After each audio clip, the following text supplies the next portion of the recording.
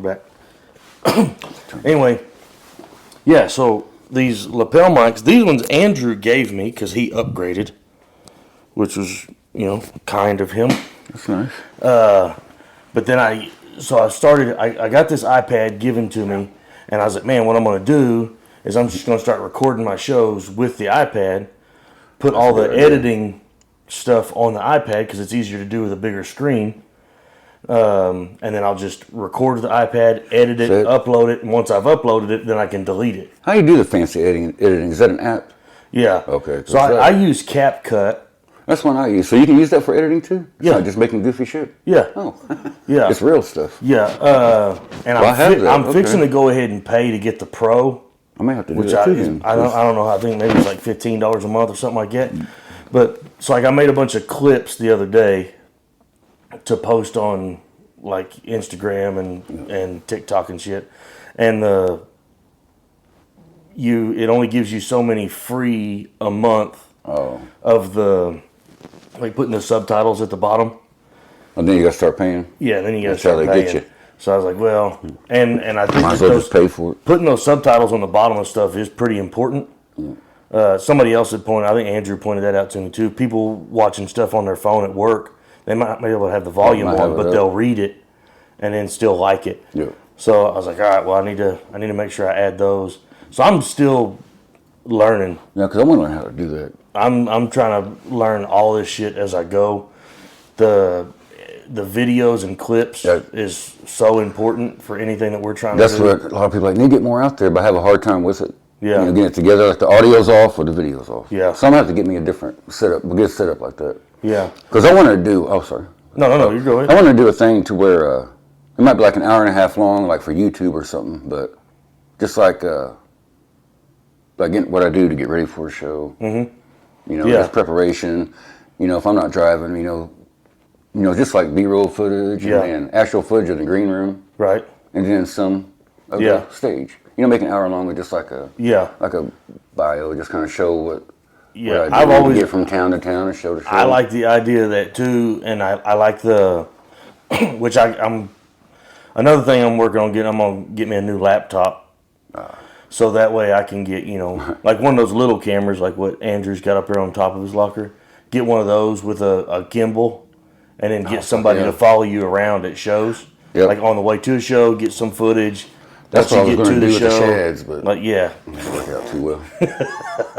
The hangout and the visit in the green room, the shit like that, and then put it all together, and then get some clips of you on stage, but don't put your whole set out there. Because I've noticed my attention span, it's like a minute and a half, 2 minutes. I'm like, fuck it, and I'll move on, and I'll scroll. But like B-roll footage, stuff like that, I'll catch myself watching hours of an hour of just for some reason I get into that. So I start Googling. Green room, certain comments, just see if I can just. It's interesting just to see what they. I like it. There's a hanging out and shit. There's a deal on YouTube, and it's called The Green Room with Paul Provenza. I think I might have watched that a couple times. And it's like it's like a show. They've got a full audience, but it's like in a round.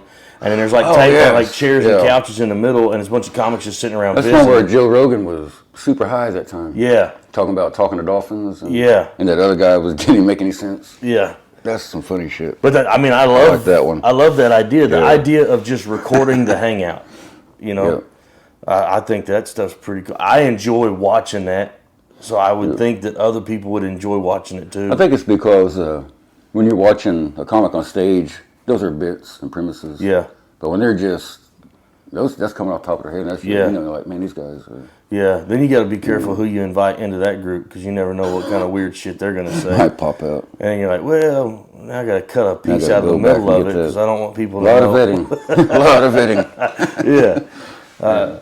This is very wild. Obviously, this is not going to get. I'm not going to be able to get this uploaded in time to help promote tonight's show. But I know tonight I had yesterday I reached out to Arrow Smith, who's a booker and promoter here, kind of semi-local, and I was asking him about something in January for another guy, and he goes, "What are you doing tomorrow?" I said, "Well, I planned on coming up and watching, because I knew that you guys were going to be up here."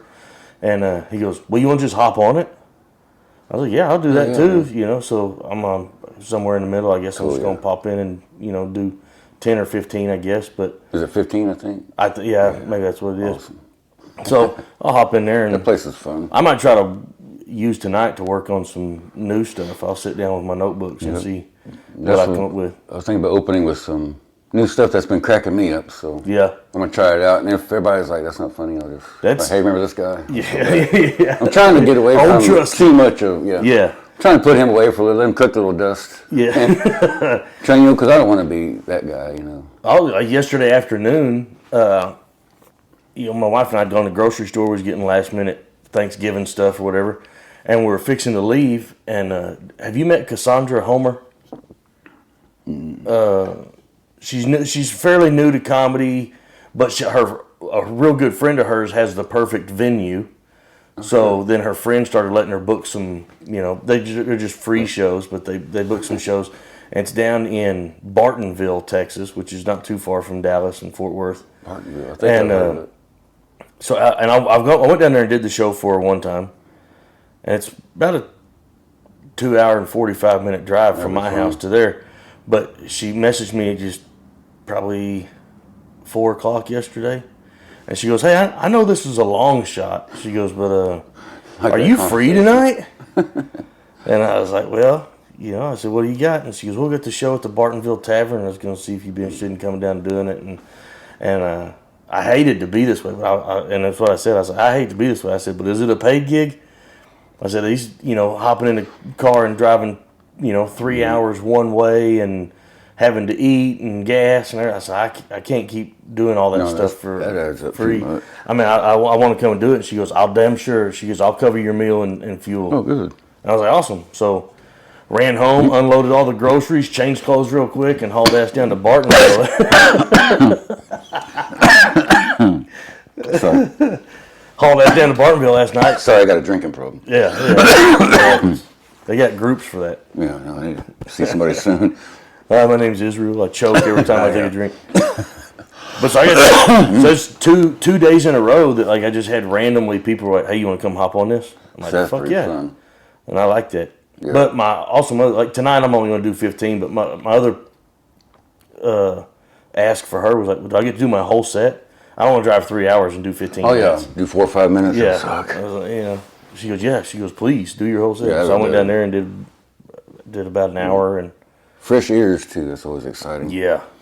And it was a weird crowd last night. So, college kids, they're not bad.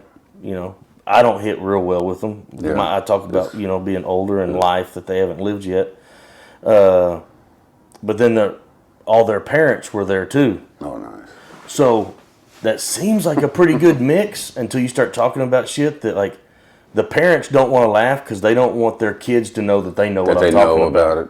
Yeah. Same thing. The kids don't want to laugh about the drinking stuff because they don't want their parents to know that they know about that. So it was a bunch of tables sitting around with parents and kids, and everybody was just like, you just kind of get that, just like the see a shoulder bounce every now and then, but that's it. That's a weird crowd. It is a weird, because you don't know what to bring next. Yeah, you're like that picture, all right, looking for the signals. So everybody shits themselves. Let's talk about shit your pants. We'll just move on to that. Yeah, that's when I go back to, hey, remember this guy? It starts getting weird and uncomfortable. Yeah. You've been, how was Los Trece? Well, it was fun. It was fun. It started off, I got a little nervous because she texted me and was talking about, she was going to try to run a little harder, see if we can get some tickets sold. And so I got nervous. And then 2 days before, she goes, "We got people calling, so I got to put it back up." So we got busy at the last minute. So it was so much fun down there. Yeah. And Brent, and even my daughter was like, "Man, I want to do your Trump jokes." That's kind of way down in Texas, But I was like, "Well, I've been there before." And those people, they just want to have fun. Yeah. And I was like, I'm not worried about it. Yeah. And that's what I love about some parts of Texas. Most of Texas is fun that way. I mean, of course I had some Harris and Biden jokes too. Yeah. Which helps, but. Well, and that's like your Trump jokes. They're not brutal or. Your Trump jokes aren't left-wing jokes. That's what I mean. Yeah. They're just poking fun at the situation. At Donald Trump. Yeah, exactly. They don't have like any horrible ones. The strongest Donald Trump supporter in the country has got to go, Okay. Yeah, that's the kind of laughs I get. I get it. That's the kind of laughs I get, especially the Trump Dahmer thing. Yeah. Yeah. Yeah. I get those. God, yeah. All right. You He's like, okay. Like, you can support him, but you also have to acknowledge he says some wild shit. Oh, my God, dude. He says some shit that even his supporters are like, maybe you could have left that out. I think he'd be a good stand-up comic. He should go into roasting comedy.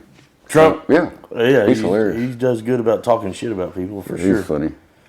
Just random. It's like an old man telling schoolyard jokes, though. It is. You know, lying Hillary. That's funny. What I call her. She's a liar. Like, are you six? Funny premise on that, because it is just like going out schoolyard and just kind of embellishing it a little bit. Yeah. So big guy, tears in his eyes. Yeah. Came up to me and said, "Sir." Yeah. Yeah. Come up to me crying. Big, strong guy. So here's a new premise I just worked on the other day. I'll probably try this tonight. Is when we're out eating at a restaurant and, you know, they come out to sing happy birthday to somebody, I'll just stand up and join in the singing, which drives my wife crazy. She hates it. And the only time it's really a problem is when that restaurant's got their own version of the birthday song. Oh, yeah. And I mess it up, so then I'm like, oops, my bad. I didn't when they got I didn't know you were changing it up, you know. But it's kind of like a real calm version of Wedding Crashing. Yeah. You know, I'm jumping in on this birthday song, even though I don't work here and I don't know the person whose birthday it is. It's a victimless crime, really. So I get with the cowbell. Yeah. just jump in. That's what you need to do, man. Put on a tube top. Just carry around your backpack all the time. I always have a tube top on. Or take your shirt, flip it out. I've only had one opportunity. And my daughters, one got embarrassed, one kind of laughed. Yeah. But it was like a bar and grill. I can't remember what it was at. I smoke a lot of weed. But that song came on, Don't Fear the Reaper. So I had the napkin thing and started doing that. One daughter was like, Dad, stop. Everyone was cracking up. There's people like snapping pictures and, you know. The guy goes, more cowbell. And that's been years ago. More cowbell. But that was one of the greatest SNL sketches of all time. So I'm always waiting for that song to play so I can. Yeah. This is something that me and you and, you know, a few other comics around here have talked about a million times for a couple of years now, and we've only scratched the surface of it, and that's doing some sketches together. We need to, because I love sketch It's like work. I feel like you want to lean into that, like, because the videos and stuff that you just make on your own. Yeah. Like, I just recently, when I got here, I was waiting on you. I watched the video that you sent for Ryan's birthday. Oh, did you see that? Oh, God. Like the quiver lip, and then like whenever you'd get too emotional, then you just bring out Tool and let him talk for a while. Over. I love it. It was so funny. But like your mind, and you've told me about the stuff that you used to do in the old days before we had the digital video cameras. Oh, on the viral before you existed. Like on the regular video camera, you had to. Yeah, my wife came home from work. For each deal, you had to pause, change clothes, record, take over, pause. Yeah, because I was the host and the guest. And so one time I was like a gang member. Yeah. So I had one of my dad's blazers from church. Yeah. So then I'd be like Jerry Springer. Then I have to go put on tie the bandana, me trying to tie it, and put all that on. And I have my shotgun, and I'd be the gang member. And talking shit. Had to go back, ask the question, go back. It was rough back then. Yeah. I really didn't know how to edit. But it was fun. My wife came home and she goes, what the fuck? Can we cuss on here? Yeah. What the hell did you do? Because her clothes. Yeah. I had one of her nightgowns that I stuffed a bra and did an old lady cooking show, which was pretty good. And she said, what were you doing? I did a stop motion animation with her Christmas decorations. Pause, move it, pause, move it. But I didn't know. It was so funny because I thought, I was playing Michael Jackson music. Yeah. I was trying to make them dance to it. The music was back. I didn't. I'm such a friggin' moron. You gotta put the song over it. Yeah. Because I thought I could play the music in the background and do stop motion. Yeah. So it was even funnier because it was like, people are like, you idiot, you gotta put the music over the video. Yeah. Right. But man, like, first of all, the ideas that you come up with for the sketches. Oh, my brain is warped. And then, especially back then with that type of stuff, like the time and dedication it took to pause, change, pause, So now, with the way that we could do things, you know, it would go so much smoother, be easier to put together. Oh yeah, it's so much easier now. So you just got to start Like with that writing down Ryan, ideas. I just had to pause it. Yeah. And go in and out. Yeah. I think just start writing down some ideas. I mean, you don't even have to write the full script either. Just write down the ideas of, you know, let's do a talk show. I love that. You know, where you've got, excuse me, where you've got your talk show host and then the different types of guests that you would have. Oh, like topics. Yeah. So we can do that. Yeah. Like that's something that we could all easily put together. You know, I think one of my favorite videos that we've all put out was when you, me, and Andrew did the deal riding in the car. We were talking about the confessions. I was just thinking about that the other night. And that took 30 minutes of our time? Yeah. And that was driving across town. Yeah. That was right here in Lawton. Yeah. Yeah. So that's, I mean, like stuff like that. And I love that video. And it's gotten quite a few views. So there's no reason why we shouldn't be doing more stuff like that. See, when I was a kid, even like now, I spend a lot of time alone. Yeah. But I liked it because I could just talk to myself and be goofy. And yeah. My mom bought me a little remember the little tape recorders? Has little tapes in it. Yeah. She bought me that so I could take notes and study and get better grades. Mm-hmm. But I used it to, once I found out I can go backwards and go fast, I was like, oh, I'm going to have fun with this. So. And one time my dad played it. He goes, do you have any schoolwork on here? Yeah. He said, all you have is just weird jokes about farts and tits. Yeah. Oops. Well, that's the important shit in life. Exactly. Farts and tits. Just don't fart on the tits. Yeah. You know. I mean, unless she's into that. Yeah. Get a Can you imagine? Oh, fart on my tits. I'm gonna have to go ahead and go now. Like, I don't know about that one. Yeah. I do that. I've been working on the new bit, which I've done it a few times, and then probably the last 3 or 4 shows I've done, I've thrown it in about my wife reading the spicy novels, and it makes her ask for new shit in the bedroom, and I can't go too crazy with that bit because then it would get too skewed. But I like the idea of all the weird shit that you might get asked for. Like, what's the weirdest thing a woman's ever asked you to do? You know, shit like that. And, you know, I had one lady, she asked me to fart on her tits. And I was like, what? I feel like this is really going to take the romantic out of this. They gave a new meaning to motorboating, yeah. You get a rip on the get your ass right in the middle of them. Yeah. Motorboats. Hell yeah. Leave a skid mark. That's horrible. But I bet there's some weird shit. Like, people are into weird. Do you get nervous when you go to bed and your wife's reading the Guinness Books of World Records? Oh, shit, this is going to be interesting. I know she's fixing to be disappointed. What do you want me to do with the marshmallow? Yeah, I mean, unless you're going for fastest speed, you don't stand put much that chance. book down. Yeah. Go ahead and go to the next book. Yeah.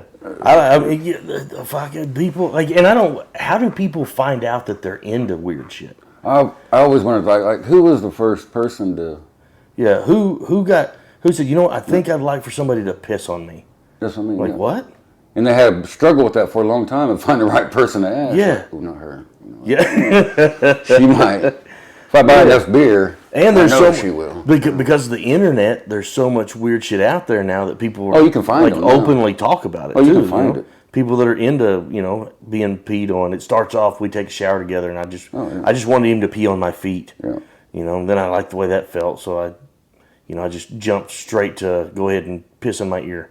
Like, what the fuck? First of all, what's that do for you? I don't know. Yeah, I always think about that. The first shit on my chest. I always wonder about that. Like the first person that heard their friend burp or fart. Yeah. Caveman days. Like, yeah. They kill him because they thought he possessed. They start beating the shit out of him. What kind of black magic is this? Yeah, the first time. Like, yeah. It had to be an experience, That's I heard somebody talking one time. They said, "Who's the first person that looked at a cow and said, we should drink their milk?" Yeah. Like, what? Yeah. Like, who thought of that? The first gay guy. He's like, I think I like dick. I mean, how do you come up with that? I imagine. That's why I think they're born that way. He's like, I'm gonna put my own finger in my butt. That's go, I kind of like the way that feels. Maybe I should try something a little wild. That's why I think they're born that way, because I don't think one day you're just walking around like, I'll try it. I think you're born that way. Yeah. So I had a friend of mine who a gay lady, and as she and I got closer, we got more comfortable. Where I was able, I just asked questions, Find out. and I was like, "Hey, how come?" Which the most ignorant way to ask the question. I was like, "Why are you gay?" Like, That's what a do you good mean? question. And she just told me, she was like, she had a bunch of siblings, and she goes, very very young, I realized that I was more interested when my brother's girlfriends would come over than I was when my sister's boyfriends would come over. Slowly figuring it out. And she was like, "Oh, I like them better." And she said, and it just never was a question. You just figured it out. Yeah, and she's older, so she was going through this back in the day. Man. But her family was a very good family. I was like, hey, that's you are what you are. That's like my daughter. She gets tired of me asking. Most of my questions you can imagine are goofy. But Yeah, yeah. when she told me she was gay, I just said, "Don't steal my flannels." Or she invite her gay guy friends over. Yeah. Like, all right, guys, I'm going to the store. Don't start redecorating and shit. Just terrorize them. That's But other than that, man, I the most most harmless stereotypes. It is. Like, hey, gay girls don't steal my flannels. Gay guys don't redecorate my house. That's awesome. Yeah, I'd love to spend some time with that too. Just sit around and think of like, all right, what are different groups that have stereotypes? Now, what's the most harmless stereotypes that there are? Like I've done this before. Like I used to do a joke about, I do the joke about anybody in this room. Have you ever been in the middle of sex and start thinking that you're working with a little bit more than what you've actually got? Your dick's not quite as long as you thought you were. And then I'll point out, like, if there's a black guy sitting close to the stage, I go, obviously you don't have this problem, but if there's a stereotype to have, I've got a big dick, that's a pretty good stereotype to have, one, yeah. Like I use that one, I'm Jewish from the waist down. Yeah. Short dick and cheap shoes. Yeah. I've been working on one about just a new premise about how really it's kind of it's coming from the true feeling of being 52, turned 53 this year, and just how the world is just crazy. Yeah. And the bit I was working on was, we got a couch fucker in the White House. We got turkey fuckers running our holidays. The world's crazy. We got men turn to women, women turn to men. Which I got no problem with that. With a trans woman. But it makes things different dating now. Yeah. Like you used to have cheesy lines like, "Hey, you come here often?" or "What's your sign?" Now it's like post-op or pre-op. Yeah. Because that's a deal breaker. Yeah. I won't even eat an apple with a stem on it. Trying to go with something funny. like that. But that's a deal breaker because I won't even eat an apple, with the stem still on it. So. You're going to be 53 this coming year? This September, yeah.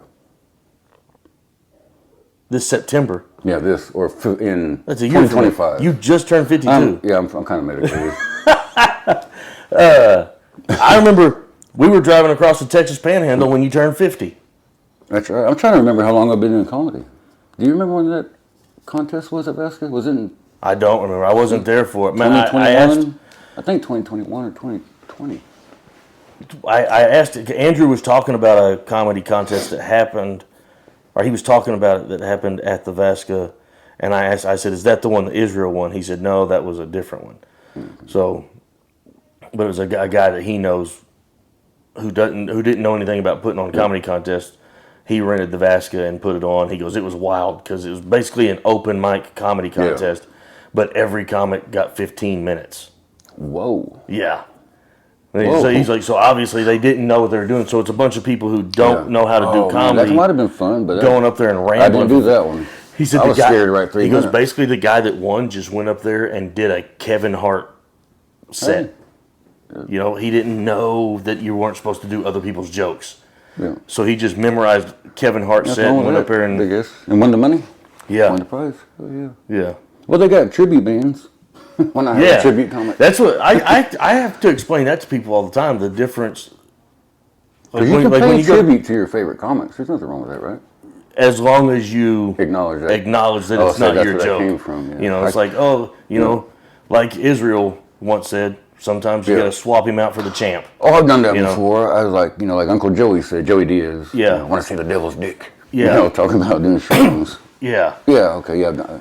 But as far like just going up and doing somebody else's jokes and passing them off as your own, obviously that's joke theft and you can't do that. It's not the same as music where you can make it big in music doing other people's songs. Yeah, that's crazy. And people will follow you around, and you'll have roadies and I saw the ad. groupies and all kinds of shit. I saw a flyer on Facebook earlier today. It was for a tribute band called Dunn and Brooks, and it's a Brooks and Dunn That's what's funny. The tribute names, band. Yeah, the name sales are hilarious. I saw one. It was like off Pink Floyd. Hey, we can do a skit about where I'm auditioning for Def Leppard. How the fuck he does this? That is crazy. He goes, I'm not doing it. We'll just tape another drumstick to that arm. I probably could play that way. Think about figuring out a way to play the guitar, just to learn it. So I've got a buddy, cut his hand. He's a musician around here. Cut his hand real bad on a table saw accident. Shit. And he thought that was it. Because it was, which hand was it on? That would be horrible. I think it was on his neck hand. So now, how he has to play guitar because he can't bend those fingers like that, he just lays the guitar on his lap and plays this way. That'd be cool. Yeah, so he figured out a way. Of course, he was already a great guitar player. Like he already knew how to play guitar, so he just had to make adjustments. Which I don't make that might be harder than learning from brand new that way. Sometimes it's because you used to be able to do this, and now they're gone. It's easy to it's easier to teach somebody that doesn't know anything than it is somebody that thinks they know something. I used to do that. I worked in casinos for a long time, and I trained dealers, blackjack dealers, poker dealers, all this, and people would come in and go, yeah. Older men are harder to teach new shit. Older women, you can still teach them. They're still willing to learn. Yeah. Older men, I already know. This is how I saw somebody else do it. This is how I'm going to do it. I'm like, well, that's the wrong way. So I would be biased. Like when people come in and apply, if they were an older man, I'd go, do you know how to deal cards? Yeah, I know how to deal cards. You're not hired. No. You're out. Which is, I'm pretty sure, illegal. You can't. Yeah. You can't not hire somebody based on their age and gender. But sometimes you got to. Yeah. You're not going to be teachable. Yeah, kind of like president. We learned that lesson already. See, if they wouldn't let you be a blackjack dealer, yeah, how are they going to let you be a president? So I went and did, do you know who Joe Biggs is around here? Yeah, I think it sounds familiar. Big, tall, black guy. I don't know if Joe Biggs is his actual name. But anyway, he's got a podcast called The Big Convo. And he reached out to me and said, hey, would you be interested in coming and doing this podcast? And I was like, yeah, for sure. I always want to go do people's podcasts. Yeah. I enjoy sitting around visiting and talking. I was like, yeah, for sure. So he gives me a date. This is the day we're going to do it on. I don't know him. I go back and I'm looking at his other stuff. I'm going to be the first Caucasian on his show. Right. And I'm like, all right, I'm cool with that. Like, that doesn't bother me at all. And then I see him start posting, like promoting, hey, the next podcast coming out is going to be, these are our guests. And it was me and a black guy who had run for mayor of Lawton. I'm like, we don't really seem like... Goldie Wilson? No. The conversation, like, how did you put those two together? And then I start thinking about it, and he goes, we're going to get political on this one, was his promo for it. And I was like, he thinks he thinks I'm some extreme right-wing guy. And it's going to get and they're going to be able to, really turn this around on me. And I was like, well, little do they know, I grew up poor in a poverty-stricken neighborhood where I was the only white kid within 10 blocks. I grew up with black kids, Mexican kids, and native kids. I didn't have any white friends. Like, I grew up in the ghetto. Like, I'm not that guy. So then we do the podcast. I can tell it's not going the way they wanted. I'm agreeing with them on shit, and I'm talking to them about stuff. And then I mention where I grew up at some point in time during the podcast, and I see his demeanor change, and he's like, "Oh." Well, then the conversation shifts, and now we go through the rest of it, and everything's fine. And then at the end of it, when we're done and we're just all kind of standing around visiting, I bring that up that I don't talk about my political beliefs and stuff on stage. First of all, I'm not smart enough to do politics. Yeah.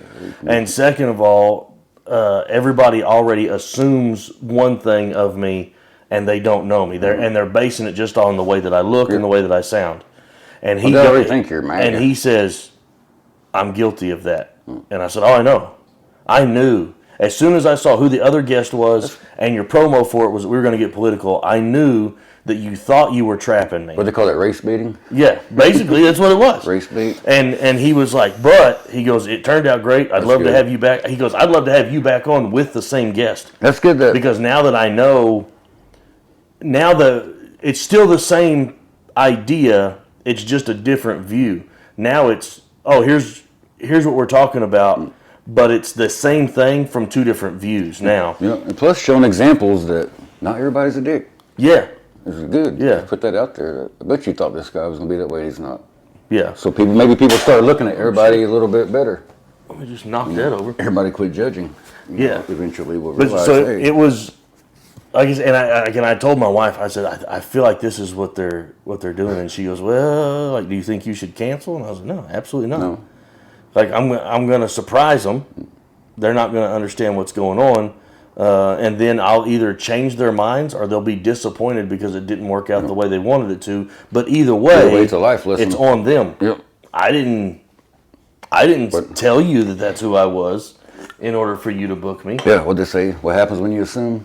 Yeah, make an ass out of you and me. I was just sitting here spilling shit. How's that even happen? Have you worked with anybody recently that you're pretty stoked about? When?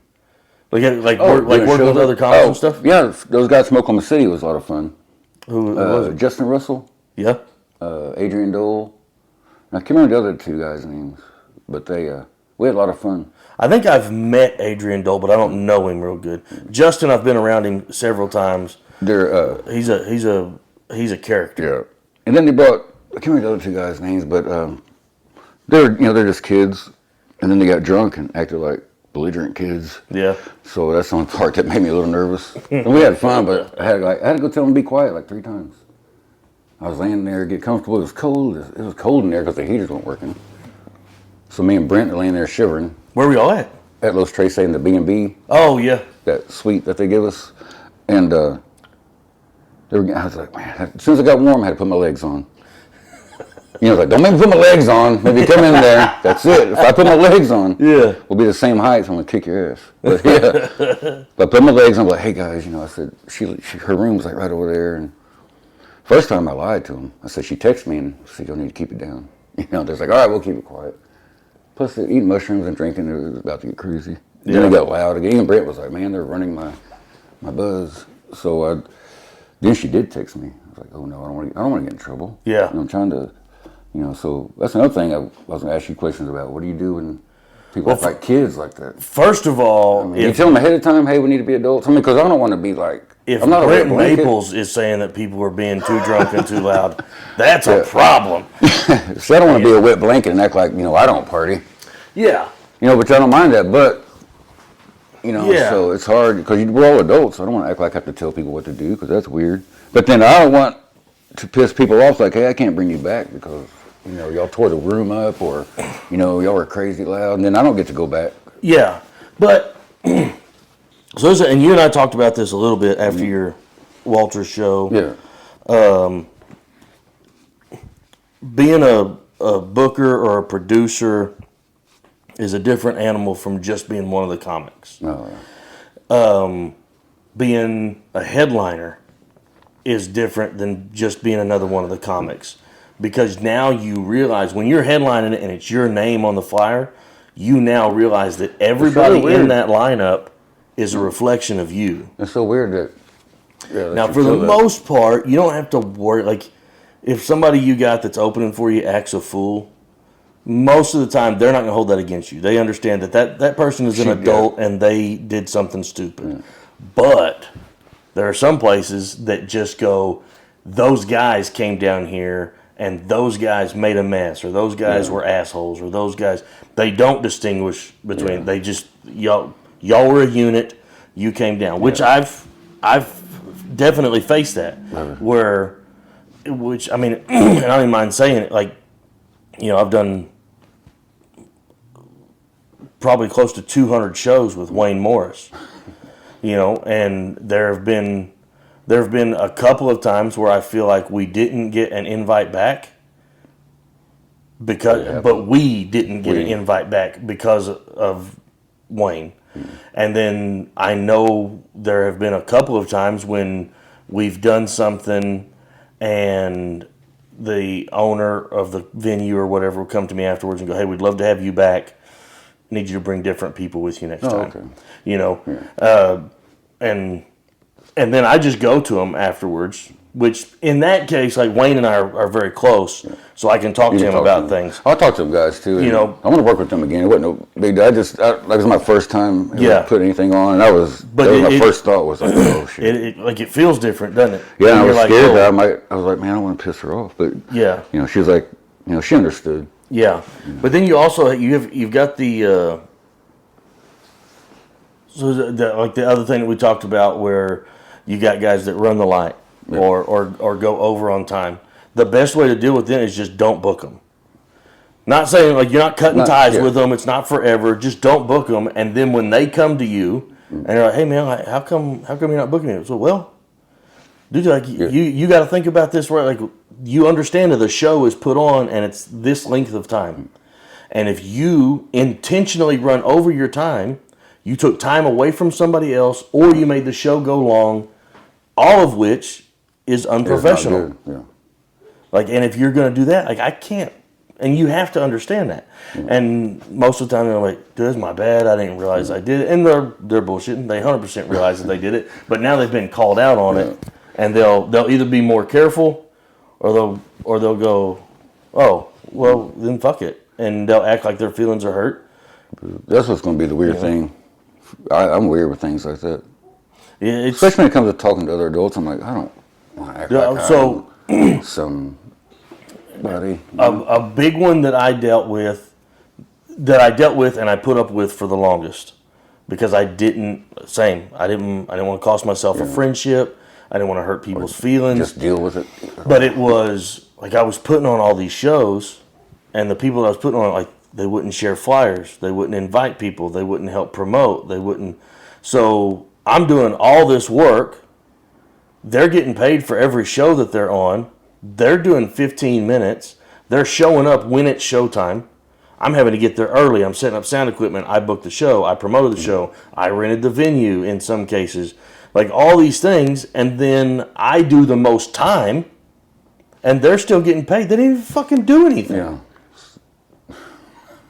And I put up with that for the longest time. And then when I stopped putting people on shows, it went a couple different ways. One, the person got upset and very vindictive and started talking trash and running their mouth. That's nice. And I was okay, hey. But it let me know where they were at. Yeah. Now I just... Well. And then the other one was they kind of lashed out and they're like, oh, I think you're getting too big for your britches. You think you're too good to work with us anymore. And I was just honest. I was like, no. Yeah. I started working with people that help. Yeah. They help make the show better. They help promote the show. Well, it just makes sense. Yeah. To most people. Yeah. And I do think that in the long run, those people, they have to be honest with themselves at some point in time and go, I could have handled that different. Now, whether they come back to you and admit that they knew they were wrong, or if they just act like you were wrong the whole time and want to hold the grudge, that's fine. Yeah, see, I don't want to deal with that. But it's just, if there's a bar that's notorious for having dirty needles in the bathroom and a Coke mirror always flipped down, and that's not your scene, you just don't go to that bar. That's true. If there's comics that are not helpful or not helping you put on a better show, or they're making your life harder, just don't work with those comics. You still be friendly with them. You see him at open mics, you still talk to him and stuff. Well, I've had to unplug people from different aspects of my life too, because they weren't going the same direction. Well, Yeah. IR. Holy shit! I had to cut back on that. What is that? You weren't going to English class. That's what you weren't going. I weren't going there. But yeah, the same places I was. Like my friends that never got out of the house, never get out of bed. Mm-hmm. I can't do that anymore. So I had to quit hanging around people that just don't want to do anything. It's the same as everything else you do in life. It's just in a concentrated, window. True. So that's what makes it look like it's so much harder. And yeah, I'm starting to. Unfortunately, several of the comedy scenes that we find ourselves in, there's a lot of toxicity in those scenes, and it's scary to have any kind of clash or beef with anybody because it's going to turn into a wildfire and spread, and you don't know what people are going to say about you. You ever see on Facebook the Tulsa comic? Oh God! I don't know what's going on up there. I've only been up there like twice. I've talked to several comics up there, but from up Facebook, there. Man, they are always on each other. What's wrong with you? Yeah, I don't understand. And there's one guy that from up at Spencer Mills. Yeah. And Spencer's a great guy, very funny comic, and he's kind of taking on. And I worry about him because I feel like he's taking on this father role of that whole scene, and I think it's just going to wear him out and eventually get to the point where he goes, you know what? I don't like this. I hate it. I don't like the way it makes me feel. I don't like always dealing with people that are angry and talking shit. I'm out. You know what I mean? That would be... When I went up there to the brick town up there was nobody there. Really? I mean, just comics. And that's too far to go to just see other comics. Yeah. I get burnt out from open mics, and I don't want to. But I do. I don't like doing them anymore because it's just... I don't know. I can't enjoy them. Yeah. I really can't. If somebody's starting something new, I'll try to get on that because it's still new, so they might have an audience. That's true. As far as like going to Oklahoma City or going to Tulsa or down to Dallas for open mics, if I've got nothing else going on, and really, like I don't mind. Like I've never signed up for Bricktown's open mic. I've always just gone up there and gotten on the lucky bucket. Yeah. And I've gotten lucky, and my name's been drawn every time. That's what I need to go try to do. But even if I go up there and don't get drawn, I'm okay with that too. Because I really just want to watch. I just want to be around comedy. Yeah. Plus, that's not too far. I'm so stupid. I used to go to Austin. Yeah. Spend money on gas, time, and split money on a B&B to do 4 minutes at Creek in the Cave and come home. Yeah. No more. I have not. That's it. You talk about getting old. That gets really old. Yeah. And like the third time I did, I was sitting on the 6th Street going, why am I here again? Yeah. Why am I keep doing this to myself? Yeah. This is so stupid. I spent all this time and money to do 3 minutes tonight. I might. Yeah. Do 3 somewhere. And like what night of the week? Monday night. Monday night. Because I'm trying to sign up for Kill Tony. And the mothership, which I'm done with that too. I'm tired of that crap. It's just too much. Dude, me out.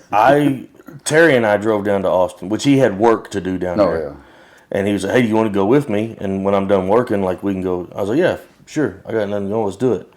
So we went down there, and I helped him with the work that he had to do. And then we went down on 6th Street and was checking it out. And we went to 2 different comedy places, and we watched the line start to build outside of the mothership. Somebody was doing a show that night. I don't even know who. And we're checking it out. I'm like, wait, man, this is a pretty cool scene. Like, there's a lot going on. There's a guy in a wheelchair that's asking for money, and when I told him I didn't have any cash, he said, hey, I'll go with you to an ATM.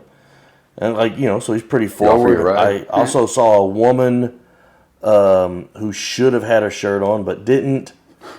I mean, it's wild. You don't know what you're going to see. I was like, oh, this is pretty wild. You just walk through people's bedrooms on the street. Yeah. Have you seen that? They got nightstands and all that. It's wild. But the 2 shows, one of them was a $5 show, one of them was a free show. We went in there, and we're midway through the $5 show. More than midway. They probably had 8 comics on it. Everybody was doing 7 to 10 probably. We're more than halfway through it, and I lean over to Terry, and I said, you know what I'm thinking about right now? He said, what? I said, I sure am glad I didn't eat all that beef jerky on the way down here, so when we get back to the hotel room, I got some beef jerky. And he goes, why are you thinking about that? I said, because there's nothing fucking funny happening on this stage. That's right. Dude, we watched insane. 6 or 7 comics in a row, and not one time did I even think, oh, that's a good premise. They just haven't got it worked out yet. You even forget you had a comedy club. It was you forget why you're there. Terrible. What is this guy talking about? The worst thing was there was a couple there, a black lady, and she was hammered. She was having a good time. So she was laughing out, like belly roll laughing at everything that was said. And I'm like, this lady's ruining these people. They think they're doing a good job because she's laughing. Yeah. It's like, I mean. Oh, now they go home thinking, man, I had this lady rolling. Yeah. She didn't know they were there. Yeah, she has no idea. I've done shows with people that didn't do well, and they got one person to laugh, and they're like, oh, fuck, I'm murdered. I'm like, what? I don't think you understand how that works. You did not murder. But yeah, it was the scene is that which we went to our hotel. We pull in, we park, and our hotel was on 6th Street. So like we were going to park, and then we could walk everywhere we wanted to go from there. And the valet comes down to get our car, and he goes, you guys got plans tonight? And I'm like, well, we're just going to check out 6th Street. And he goes, well, I'm a comedian. And I was like, oh, cool. And he told us about some free show he was going to be on later that night. Then we stopped at, we went to Terry's Burger or something like that, burger joint. And we're eating. And the guy that took our order, he goes, I'm a comedian. And I'm like, is everybody in this fucking town a comedian? Which is weird. Everybody in that town told me they were a comedian. I went to 2 comedy shows, didn't hear one joke. Yeah. And I was like, what is this? This is wild, crazy nonsense. Yeah, and I finally got tired of it. It was just too much. And I know, like, this Andrew and I were talking about this yesterday or the day before. Like, we know people that have moved there to chase it, and now they're just professional open micers. Yeah. I know people that's been They have regular jobs, and they just go to as many open mics in a week as they can. Yeah. They're not making any money. No. I know a guy that, I think he's been going for like 3 or 4, maybe 5 years. He got on once. Kill Tony. But I know people like Kelly, Kelly Bear? Kelly Bear. Not Kelly Bear. She works for the Bear radio station. Oh, yeah. Kelly? Yeah. Yeah, she's been on there a couple of times. Yeah. And then Audrey has been on there a couple of times. Tolu has been on there once. I know a lot of people that's been on there. Yeah. But every time I go down there, I've never gotten on there. But it's like how much time, money, and effort did they spend to get a 1 minute spot that didn't do anything? And I asked them, I said, well, did your followers go up? Did you get any kind of notoriety from the Kill Tony, magic spell or anything? They was like, no. I was like, no, I'm not going down there anymore either. Yeah, I mean, the only thing that I can see they can possibly do is now they take the Kill Tony logo and they put it on their flyers and stuff as a credit. Which I think I've earned that just from. Yeah, I think I've earned at least to use that logo. So I watched. I've been down there enough. This is probably one of the most. A big thing talked about among comics is getting credits. Getting a spot on TV or a spot on a big podcast or a spot on a big show or a big club. Everybody wants a TV credit. And I see these guys all the time. They're posting their stuff and they're like NBC, Comedy Central, Netflix, Fox, whatever it is. Did you know that Stavros, Stavi, his first TV credit was a Netflix special? Really? He didn't have any other TV credits before that. I didn't know that. He started out doing podcast and then doing the clips and stuff on YouTube. And then hit the clubs hard, got noticed. I love me some stuff. And got to do a Netflix special. And I think now he's got 2. But his first TV credit was doing a Netflix special. So you're like, oh shit. So you don't have to have TV credits. You just got to be in the right place at the right time, get seen by the right people. Can you send like audition videos or stuff to Netflix? How can you get a hold of their? Oh, I don't know. I don't know how you get. Not like Netflix. They would accept it, but I would like to find out a way to just aggravate them enough, just flood them. To I might just say, this guy's aggravating us. Let's look at it. Let's watch his video. I don't know how you get on Netflix other than I mean, how could you get a hold of them for like say, hey, check out my video or check out my comedy? I wonder if you can do that. I don't know. I feel like like, how do they find you? They've got people that are watching and looking. Oh, okay, they got people that look. Yeah. But I don't know. I don't know how it works. I don't know who those people are, and I don't know where they're at looking. They haven't been. Well, why am I here? Yeah, they haven't been to any of the places I've been. You told me they was gonna be here today. Yeah, that's how you got me here. Yeah. Are you gonna do the comedy contest here at Comedy Avenue? I'm looking forward to that. It's gonna be fun. One of the, I think for sure. Now, obviously, this is not my contest, but of course, I'm gonna help Andrew and Comedy Avenue any way I can. So I feel pretty confident being able to say this. 2 of the judges, and I don't know what nights they'll be here, or actually 3 of the judges. One of the judges is going to be Jeff Vance, who is a booker and promoter from Lunchbox Comedy, who does like all the comedy, like South Louisiana, Mississippi, Alabama, Florida, all that stuff. Like he does a bunch of the booking and stuff down there. So he's going to come be one of the judges. So that's a big one to have on there. Yeah. And then also Justin McClure. Or Justin McElmore. Oh, McElmore. Yeah, he's a promoter. Right? And I had suggested to Andrew that he reach out and ask Justin if his sister will come also and be one of the judges, Lenice, because they're partners in that, full blood. Pretty good stuff too. Bro, I feel like such an asshole. He had asked me about a show in January. Is it the Resi Jam? Yeah. Yeah. Is it in January? Yeah, I thought he was going to be on that. He had asked me about a date. I gave him a date and then realized... Oh, I saw that on there. You were already booked for I was already booked. Yeah. Yeah, he said any day but the 8th or something. Yeah. Or 5th or something like that. Yeah. And it ended up being the only day he could... Oh, so it's in February. Yeah, February something. Yeah. And it's Andrew and I, we're booked at the King Opera House in Van Buren, Arkansas that day. Yeah, that's right. And when Justin reached out to me, I was just excited to hear from him. So I was like, yeah, fuck it. Like, whatever date you want to do, let's do it. Not knowing or not thinking, I do have one date in that month already booked. And of course, it's going to be that's the one. Date that they want. That's the one he picked. But, I mean, it happens. And Justin seemed to be pretty cool about it. I don't know if he's going to try to move the Resi Jams or if I just don't get to be on this one.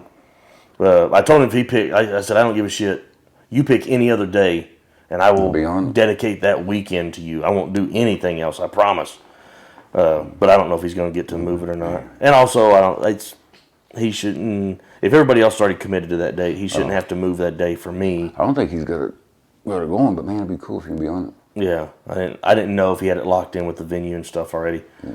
But I also don't want to be the asshole that I'm the reason they have to. Everybody else has to rearrange their schedule. You know what I mean? We need to do a show together sometime. Yeah. Again, I think. Yeah. Fun sometime next year.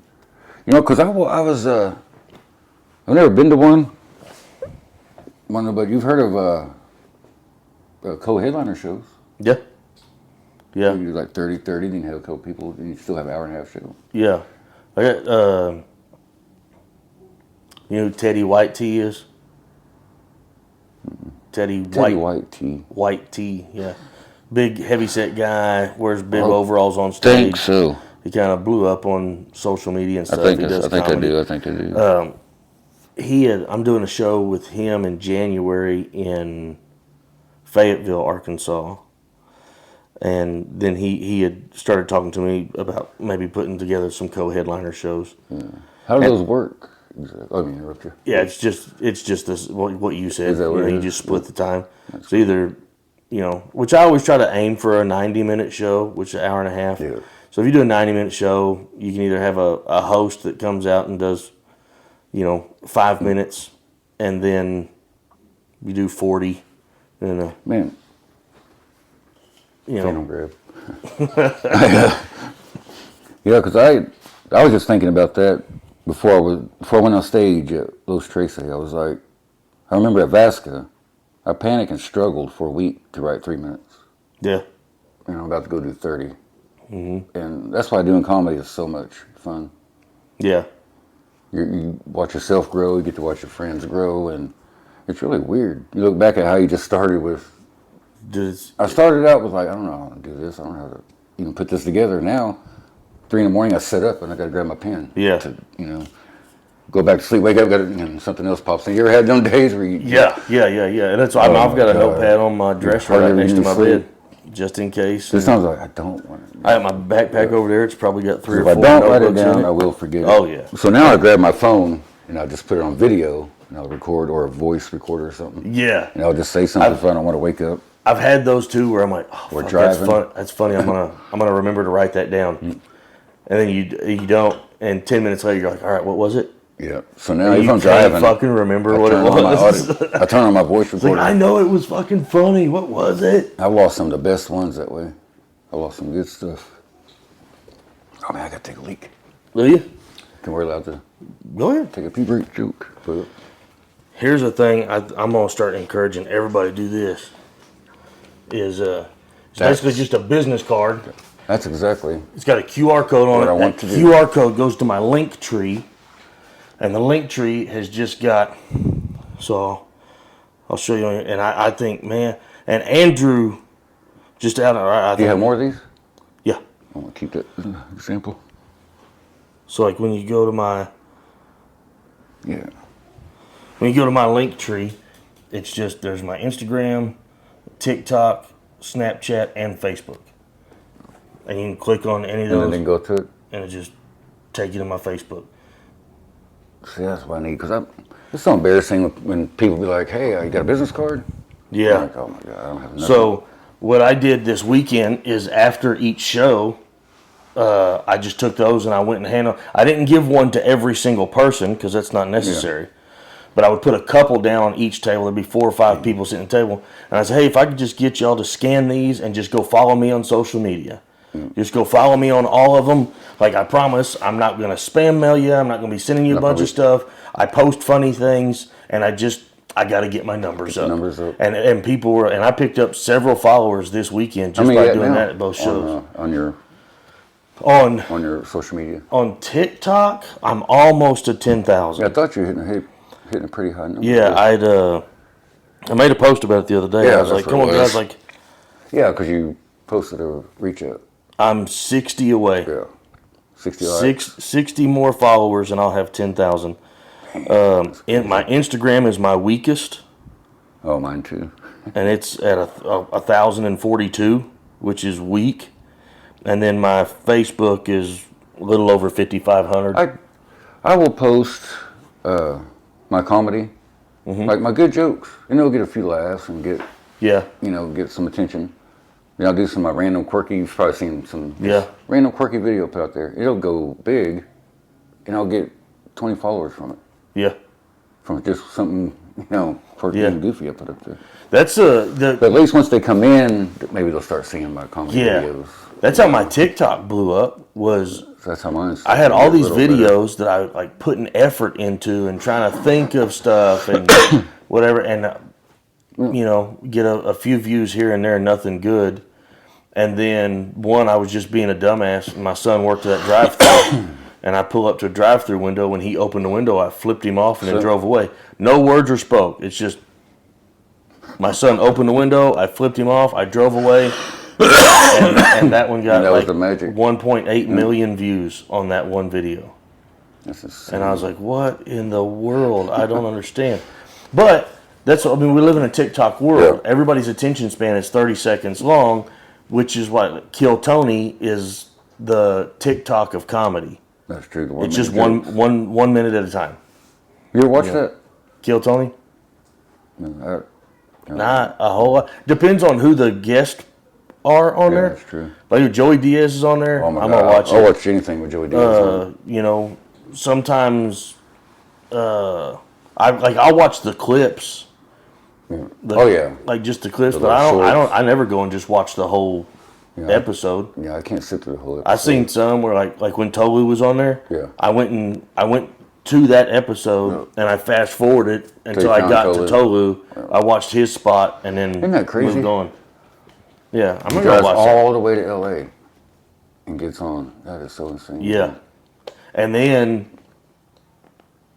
I feel like had it not been in that big arena, his interview process would have gone, because he couldn't hear them. Oh, yeah. Because the way the sound is set up for an arena, they couldn't hear each other. I think if he'd have been, down here at the mothership where it's, way more intimate and you could hear better, he might have been able to keep that. And the interviews where you hit home runs at. Because he also had one of my favorite guys on there. What was his name? Sit on the end. The real goofy guy. Oh, Harlan Williams? Yes. He's one of my favorites. Yeah. I was jealous of Tolu for that reason right there, man. I love that guy. I can just look at his face and start rolling. Harlan open his mouth. And Harlan Williams, one of those guys. Like, he's been in a bunch of stuff over the years. He's been around forever, but it just seems like this past year, he's blown up and he's everywhere. Yeah, so he's my kind of comedy. Yeah, this weird goofiness. Like he was talking to Joe Rogan about his tapeworm, and you can't tell if it's real. That's where I got that from. Messing with people, I've had people like, man, don't even start. I don't know if you're telling me the truth or not. I get invested and then you mess with me. I learned that from people like that. Because he did that, and then Joe Rogan was like, I guess I believe you. I started asking him, how is it and all that. And he said, well, I have to eat celery because I have to feed it. So he starts crunching on celery real loud. Then he goes, well, we say name it Dimitri. And then he goes, oh. And Joe's like, you all right? You're right. He pulls out this rubber snake. He goes, Dimitri, and pulls it out. All that just to set that up, elaborate. Yeah. Just to set up a rubber snake. That's not kind of funny right there, dude. That's commitment. You playing the long game. That's the kind. See, that's where I get my goofiness from. I love people that are just goofy. I'll tell you something else that I've heard several times here lately that I really, guys like us should really like hearing this, is all these comedians talking about how the big blow up doesn't happen until they're in their late 40s, early 50s. Really? That's when blow ups are happening for comics now. Oh shit! Look at. I mean, you're in your 50s. Yeah. That's true. Like Bert and Tom, they didn't blow up until they were in their mid to late 40s. That's true. But didn't they invest 20 years though? Or I don't have that 20 years. That's what not get discouraging, but kind of gets in my head sometimes is that I think about that. Like, man, there's people that have to sit and let things roast for at least 15, 20 years before they even get noticed. I'm like, I don't have that time. Yeah. So I'm changing my mindset to just enjoy it and have fun. Yeah. What am I really? I'm not trying to be the next George Carlin. I just want to have fun. Yeah. If I can make $1 or $2 doing it, because I ain't got the 20 years to try to, be somebody big like that. Well, dude, I know for sure, like, there's some places that we've done here lately that I'm working on setting it up to where then everybody gets to make a run through there. That'd be cool. And do some cool stuff. So, like, this past weekend, we did Canyon, Texas, which is right at it's just south of Amarillo. Oh, is that where we was at? And it's that time when we went to the Paladuro Canyon. Yeah. Okay. So, but there's a place right at the opening to the state park called the Sad Monkey Mercantile, and it's an amazing little spot. They built it, and it's got a venue on the back of it that they rent out for weddings and stuff. That's cool. But they had booked us to come in and do comedy, and it was an awesome place. It's a guaranteed pay, awesome venue, awesome owners. They helped promote. The crowd was good. The next night, I went up to Guyman, Oklahoma, and did a place called the 580 Tap Room, which Guyman's not huge, but there's nothing else there. So we had a good crowd there, awesome venue, awesome owners, promoted the shit out of the show, guaranteed pay. Oh shit! So those are places that, like, hey, like, I've gone through there, I've got them set up, and I talk to the owners, and I'm like, hey, I want to start sending y'all other people. To get stuff set up, so now other people can go through and, and have those same opportunities. And then I stopped in Woodward, and were you with us when we did that? It was me, Wayne, Michael C. Hall. Yes. And we went and did that. Was it a VFW? No, we didn't have. It was like a convention center in Woodward. I do. And then when we left there, we went to this guy's restaurant. That's where that lectern thing was in the back. The what? What they call it, a lectern or whatever, that tall disc. Yeah. Yeah, that fancy place, yeah. Yeah. Tall disc. So, but then we went. Then after that guy had invited us to come to his restaurant and hang out. It's a bar restaurant. That's right, yeah. And since then, that guy has been like, "Hey, I'm gonna get the upstairs of this place. When we get it remodeled, and we're gonna get it. We're gonna get it." That place is cool. So I went and I stopped in there on my way through. And I messaged him. I was like, "Hey man, I'm gonna stop at your restaurant and have lunch today. I just happened to be passing through." He's like, "I'm on my fucking way." So he showed up. His name's Kyle. Great guy. And the name of that place is... Fuck me. I'll think of it in a minute. Anyway. That's what they cooked for us, like 11 o'clock at night or whatever. Yeah. That place was good. Awesome venue. Damn, what is the name of it? I gotta find it now.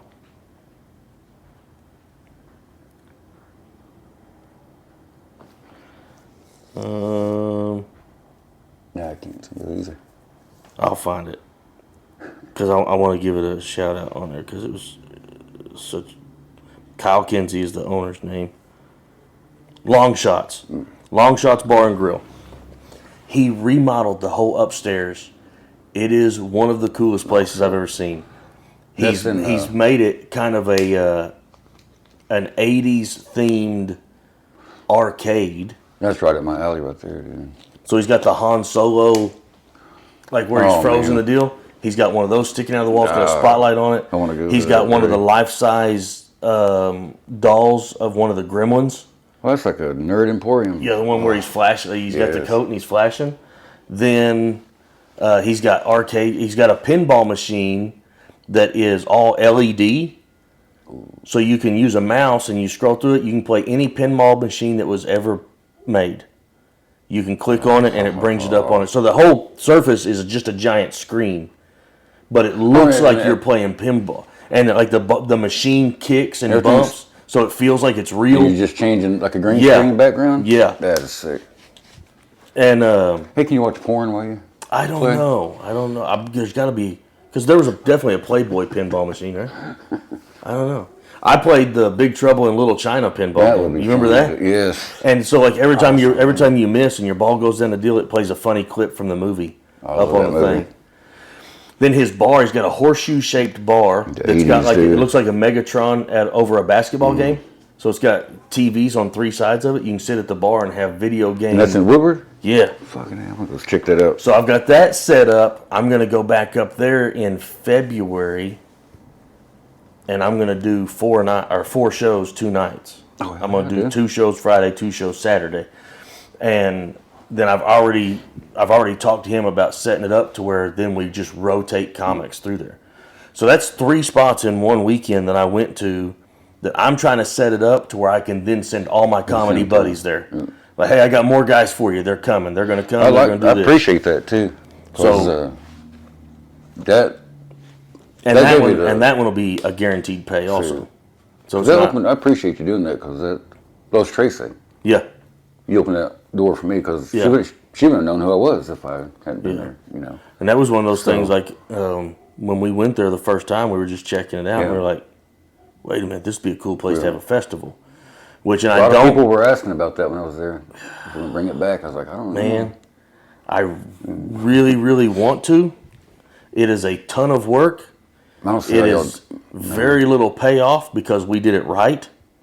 We didn't take anything away from the comics. We didn't make money off the comics, which I know there was controversy about that and people saying, oh, you're just using the comic. Every bit of money that the comics paid in went to the festival. Yeah. Everybody got gift bags, shot glasses, shirts, joke books. And then, we brought in a bigger name headliner and he came and did I thought it was pretty good. Q&A with everybody. But it does look like it. And I love Carrie. Yeah. She's super cool, very nice, but she made all the food and beverage sales and she made a huge chunk of the gate. So that's the only chance we had at making money on that was the gate. And then I had to split that with them too. And I was like, man, I just don't know if I can do that again. So that's another thing I had to learn to try to, because when people ask me like, how much you charge to come out, I don't even know how to even say that anymore. Where I used to, but now I'll say $75. You know, it depends on where it's at. How much Yeah. gas. You know, if I can get there on $20, $30, I'll be like, I don't know, $75. Just so I can get something to eat on the way home. Yeah. You know, or $50. It just depends on where it's at. Do you have Gig Salad? Are you on Gig Salad? Mm-mm. So Gig Salad's like a website. You go and you put your name in it, and like people have like private parties and stuff. Oh, that's cool. And they're looking for entertainment. They can, hey, we're looking for a comedian on this day, this time. They have to be clean, or it doesn't matter. They can be dirty. This is our budget. How much would you charge us to come do it? Yeah, I'm gonna check that out. Yeah, I'll show you how to do it when we get done. That's cool. Most of the ones that pop up on there, I have to turn down because they're like, it's a kids party. Oh. And I'm like, well, I'm not coming and telling dick jokes to a 9-year-old's birthday party. I like making kids laugh and hanging out with kids, but I've taken a couple of them. it'd be a little scary. From on there. Couple kids? Oh. No. No. I went and did one. It was a guy owned. He had expanded his business, and now he had like 3 locations. That's cool. And he wanted to do a get together for all of his employees, so I went up and did that. Those It was would be on a pretty Sunday cool. though, and like as I was getting started, I was like, "How many of y'all skipped church to be here today?" And over half of them raised their hand, and I'm like, "Well, HR is going to be busy on Monday because I'm about to hurt some of y'all's feelings." Yeah, those would be fun. Yeah, Do that. but it's just every once in a while something pops up, and you're like, "Oh shit, I can go make an extra $150 today. Just go tell 30, 45 minutes jokes. worth of jokes, and done deal." That'd be cool. Yeah. What's the longest you've done? Have you done 45 minutes? You have, haven't you? At what? Comedy. Your longest set on stage. My longest set? Haven't you done Right an now hour? I do an hour. I thought you did. All the time. Yeah. That's what I've been doing. 45 I did 45 minutes for a long time, and then I bumped it up to an hour. So now I do, like both shows I did this weekend, I did an hour and 7 minutes at both shows. So I think I want to get But to where I want to the try. longest set I've ever done was 2 Didn't hours you and ramble 20 for a minutes. good one time? 2 hours and 20 minutes. That's a good. I had- That's crazy. It was a whole show that was booked, and it was billed as a 2 hour long So show. you just start riffing and talking, And I had 2 guys back. The opener and the feature both backed out on me last minute. Oh no! I'd already sold tickets. I mean, there was already 60 tickets sold to the show. Like That'd I be kind couldn't. of fun though, just to. Right, I'll just It was a take over. perfect storm. It was Just take also over. still to this day. It was one of my favorite shows That would be cool. because it was a kind of a perfect storm. It was a good mix of people. There were some people there that I knew, and then they had brought people with them. So when I got to certain parts in my set, I could tell stories about this guy that over half the room knows, and then I could use that to fill time. And then this group's gonna laugh at this Yeah. guy. So and I did 2 That's hours pretty and good. 20 minutes, which was Holy more than I shit. needed to do. I never lost a single person. Everybody That's stayed intense, dude. engaged. That is intense. And the only reason I stopped because I was drinking beer while I was on stage. I had to piss so bad. I think I was about to bust. Holy So I crap. called it. After a while, it probably just seems like you're just hanging out and talking. Yeah, you're just up It there. just starts flowing after a while. It's like you're in a room full of friends and you're visiting, but you're the only one talking. yeah, everybody's just listening to you anyway. Yeah. That's so cool. So that was really cool. Because when I got done with that, I think I did 32 minutes. Is my longest now. Yeah. But I looked at my notes. I had another 15 minutes I didn't even touch. Yeah. So that's crazy. Yeah. Then I might have 45, but even at that 32 minutes, I had people standing up, like putting on their jackets and stretching, like, "Hey, guy, Yeah. you see what we're doing? You're funny, but I need some sleep." Yeah. You know, so. Which I think it'd be a good, like, you need to. But you'll start those hour sets earlier, right? You're not gonna start doing an hour set at 9 o'clock or 9:30. No, right? sometimes. Really? Yeah. We had Well, I guess you would, yeah. 'cause the our show started- Saturday that's our right. Saturday show didn't guess start that's until right. 9, and they did 30 or no, they did 40 minutes before me, that's and then I crazy. did an hour, so it was an hour and 40-minute show. That's pretty cool. But yeah, that's a bar show. Like people were they're intending on staying out late anyway. The night before that, our show started at 7, and it was Wayne did 25, and then I did an hour and 7 after him. So that still worked out good. Hour and 7. Wow. And that's just my That's pretty regular wild. set now. But I think it'd be a good idea. Let's work on getting something put together where you like put that extra 15 minutes with your 30 minutes. Yeah. And we'll talk to Andrew, see if you can't get a headlining spot here. Oh, I'd like Come to in do and aim for doing 45. That would be some good. Yeah, be a good time. And I mean, because that's the only way that you get that 45 minutes worked out is doing 45. You just do it. You have Just to do it. You have to do it over that and over and over, right? it. Because if you're doing 30 all the time, and then you're like, hey, I'm getting booked to do this show, and it's 45, it's gonna be choppy because you're not used to doing that 15 with that 30. Yeah. So there's going to be a breaking point in there, and when you add that 15 to your 30. It might not just be added to the end or added to the beginning. You might have to break that 15 up and sprinkle through. You need to figure out where it all goes. Yeah, because you might have a joke that fits here better with that. And it could. That's true. You got to mix it in it. Yeah, you got to map your jokes. Yeah, because you don't just go and add that 15 on because you don't want to. You might have covered a little bit of subject. Yeah. 3 minutes into the set. Right. You know, and then, which that joke would have worked just fine there. Yeah. Now your audience has got to go all the way back in their head and put it all together. And that's so I'll do that. Like I'll have a set list, and it's typed out. And then if I come up with something new that I want to add, I figure out where it goes, and then I just pencil it in under that.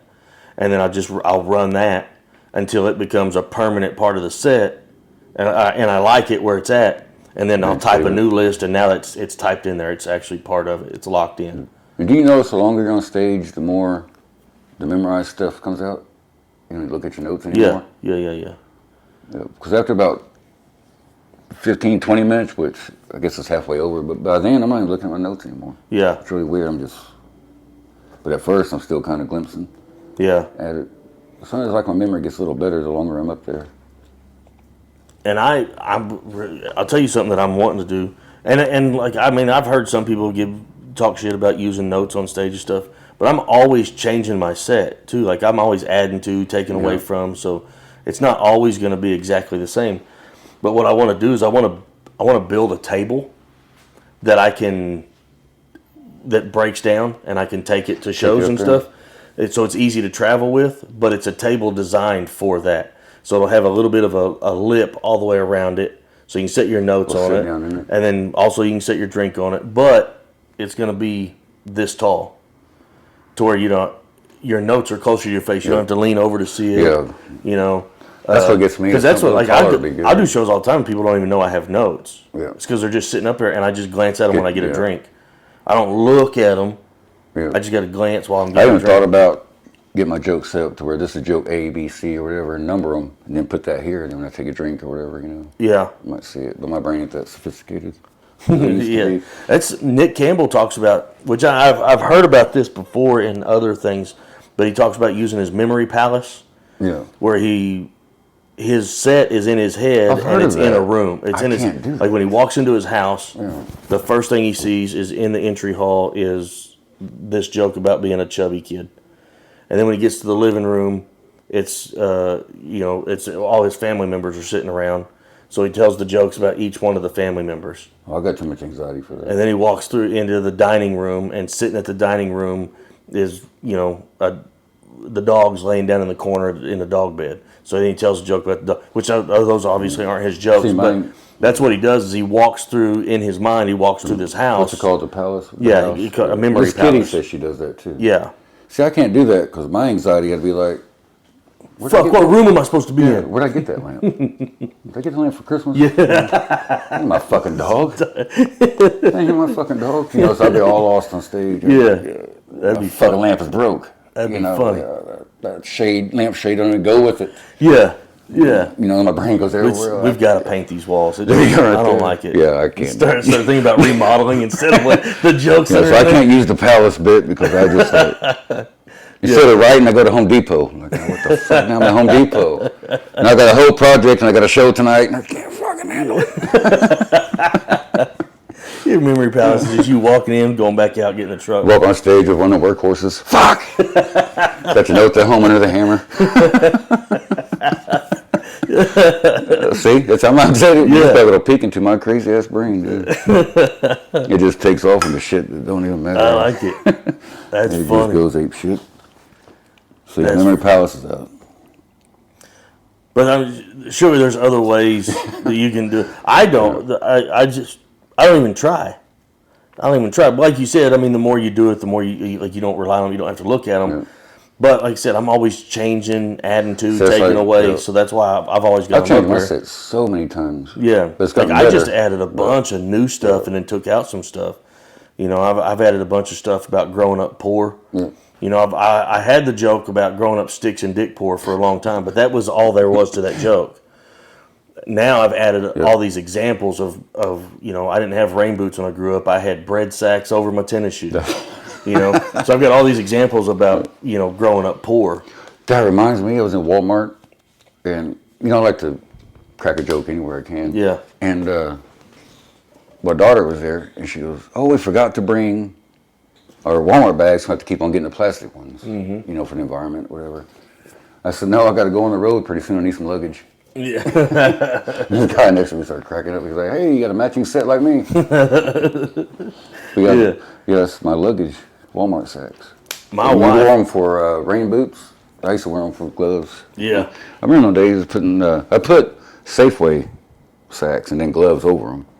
Yeah. Because the gloves would get wet. Yeah. And the sacks would when you're going out playing and the the snow. duct tape, yeah. Yeah. You know, it fit better over here, the tube socks. Yeah. I packed them.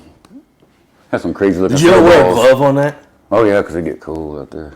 And then stuff the fingers? So it was always a sock. Oh, it was always just a sock? Because the glove looked all weird, you know, just one finger and the rest fingers all jacked up. Yeah, you should get a glove. It looked like this thing was heavily arthritic. Stuff all the fingers with something so they stay stiff. I did that before. I did that before. Yeah. I freaked people out like that. It looked like I had a short arm. Just put, I was trying to figure out a way you could just put that in the middle finger of the glove. And stuff the other one. And then stuff the other ones, but make them curl. So it's just that middle finger is the only one that ever stays. Or curl that with the rest of it. Then when you go to wave, that's the only one that ever comes up. It's just the middle. I was at the doctor's office and I blew one up there and taped it over it. The doctor come in, I was holding it. Like, "What's up, Doc?" He's like, "You're out of your mind." Which my doctor, Dr. Birdwell and Dr. Barry here in Lawton, they want to come to check out one of my shows now. Yeah. Because I crack them up every time I go in there. I broke my leg one time, and I was in a hospital room, and of course, I'm loaded up on pain meds, and I'm waiting for the doctor to come in, and they'd done X-rays. I didn't know if they was gonna have to do surgery or whatever, and right when I had taken a rubber glove and I stretched over my head, and I waited until that doctor rounded the corner into the room, and I had it on my head, and I went, and I blew it pop off. It blew up real big, and he just fucking died laughing and walked back out of the room. And, you know, of course, like I said, I'm stoned on fucking pain meds. Oh, so it was the funniest shit I'd ever seen in my life was that doctor walking out of the room. That's even better. I love that. I've had some doctors that I think they're born to have a sense of humor. Yeah. I've told some of my best stuff like, yeah, let me look over here. Like, is this thing on? Come on, Doc. That's my best stuff. You're killing me. Bro, you should get that tattooed. Like a microphone? Yeah. Fucking. Yeah, because is it sensitive? You got feeling? Oh yeah. Yeah. Is it just like your finger? Yeah, just like regular. I wonder how. Yeah, I'd feel. How painful that would be getting tattooed. I probably still feel it, but I like tattoos too. Yeah, I mean, Andrew was talking about getting like a measurement scale put on here. Starts getting red up here, like danger. That'd be funny. Just walk up and flip that thing up, and start telling a joke into it. This thing. I had a friend of mine when I was going to school up in Okmulgee. Yeah. Taking drafting up there. He was in automotive, but he was a black guy and he had a big fro. Yeah. We were downtown, like at the square, they called it. And I come walking up behind him one night and I went, "Poof, poof, poof. Is this thing on?" And people were sort of rolling. Because he was just skinny and from the back, just like a big microphone. That's went, poof, poof, poof. I like it. And he said his name was Honky. He went by Honky. Really? Yeah. What's his nickname? He was like in his... Did you take the opposite of that for a nickname? And so my name's nearly... Mine's nearly told you. Nearly let it out. Yeah, Honky. Because he was like, "I ain't no N-word. I'm a honky. You're the N-word." He was cracking me up. Hey, it's funny. All right, man. I think we'll start wrapping this up. All right. Appreciate you coming and hanging out Speaking with of me. wrapping it up. Yeah. Around Christmas time, wrapping presents. Oh, I thought you were talking about putting a condom on. Oh, So you can come watch. I'm gonna make a video of me wrapping presents. Yeah. Because people are amazed by everything I do with this, not just the ladies. But people are like, what? You can tie your shoes? I'm like, yes, so I'm going to do a video. I think people be missing, you know. One time I was tying a fish hook on a fishing dock. Every fisherman was like, so I was like, you guys all right, dude? Yeah, it's $5 for the show. Yeah, like, take a picture of that longer. Someone did that video. Because at Lowe's trade sale, I was sitting like that, and there was a guy that was just staring at me. He goes, you can cross your legs? I was like, yeah, why is that so weird? People just think I can't. Here's what I think you do. Like, you make a video to where it's like an inspirational. All the things I can still do with it, and show all the crazy shit that you can still do. Like, I can still tie my shoes, I can still tie a fish hook on, still, like, listen and just show you doing those, and then get to, like, but then I can't, and make it one thing that's something that's really simple, but just dumb and paper, rock, scissors. Yeah. Damn it. Do the guess which hand it's in. Yeah. Was this dynamite? Can't keep using the dynamite. It's not fair. Yeah. I think that'd be a funny video too. The things that have like that Sarah McLachlan song playing in the background while you're doing like you're tying your shoe in the arms and just looking at the jump rope. Yeah. The quivering lip thing just You're like, fuck it, and I duct tape it. I'm trying to, still can't hardly get it because this side comes up higher. Double Dutch is out of the question. That's funny. I think I might do this. All right. Let's get together. We'll start working on some skit ideas. Yeah, I got some ideas at home. I love doing those. We'll get some shows lined up. Look forward to doing some more shows with you. I appreciate this, man, because now I got my funny boner raging for tonight. There you go. There you go. Sometimes I wake up and I don't feel funny. What time is it at tonight? I think seating's at 7. Okay. Yeah. I'll be there. I got to figure out. Like I said, I'm going to try to run a bunch of new stuff tonight, and I might do that the growing up poor thing. Yeah, I like that. And see if I can, because that's all fairly new stuff. I haven't got it all worked out.